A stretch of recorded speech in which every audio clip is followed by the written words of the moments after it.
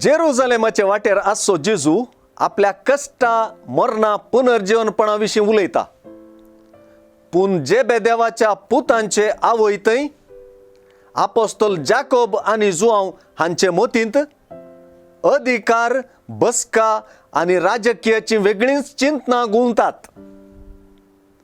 जेजूची काल्च पियोवच्याक वा ताचे परिस कश्टा मरणाक वळख जावंक ते धैर्य दाखयतात.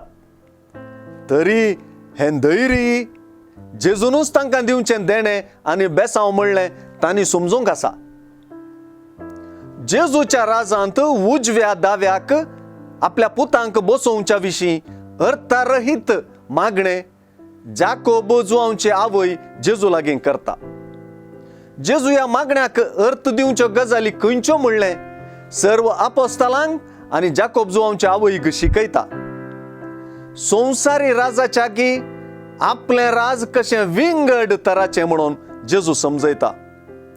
लुकाचे सुवार्तेचो सार म्हणले परी आजची उतरां आज परत सुवार्तेंत पुनरुच्चार जातात. जेजूचें राज दंडसूंचें, अडसूंचें वा बलात्काराचें न्हय म्हणच्यांत ह्या राजाचें अलगपण अटापलां.